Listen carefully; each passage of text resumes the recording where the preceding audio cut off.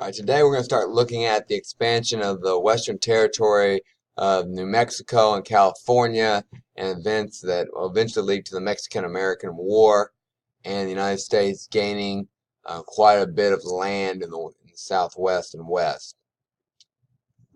We've discussed previously the idea of manifest destiny on a national level. It's the idea that we should settle all the land all the way from the Atlantic to Pacific to spread democracy and American ideas and establish our country as a powerful country with many resources.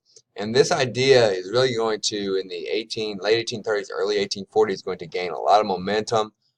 President Polk, James K. Polk, will really push this idea as he will promise more territory for the American people.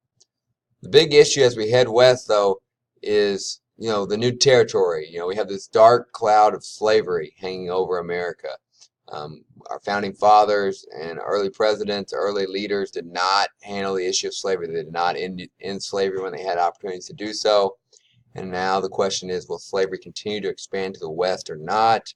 And the country is torn and divided over that issue. Meanwhile, that's going on, the suffering and the horribleness of slavery is continuing. And it continues to be a dark mark on our country's history.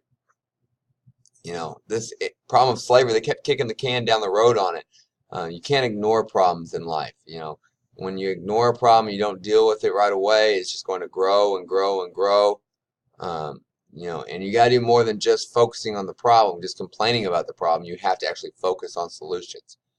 So when people have a problem, when problems arise, take care of them when they're small and then in their small stages. Don't let them grow by just complaining about them. Don't let them grow by ignoring them. Deal with the problem right away by focusing on a solution, and that way we can move forward. Because the problems don't go away, they just grow and become bigger. James K. Polk is the president that continues to promise more of land for the people. He believes in manifest destiny, and he ran on the campaign that he would expand America. And he goes right to work doing that. In 1846, we gained the Oregon Territory. We already had many more Americans than British people in that territory. It was shared by Britain and America. They make a deal. We'll take Oregon in.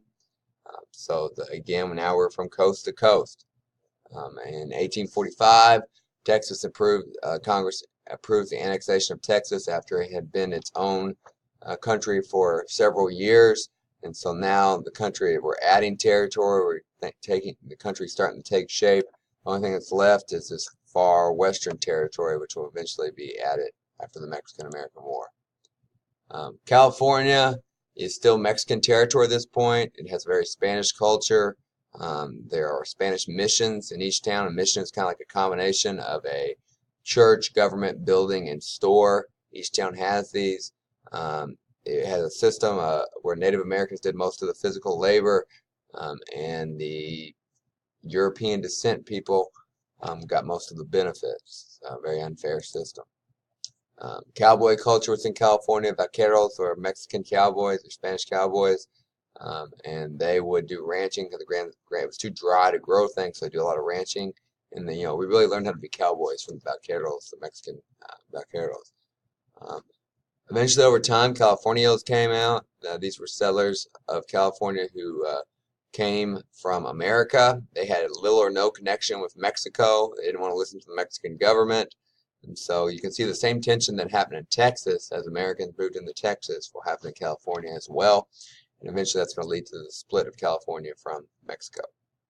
And you can see some vaqueros. And I think we'll stop there.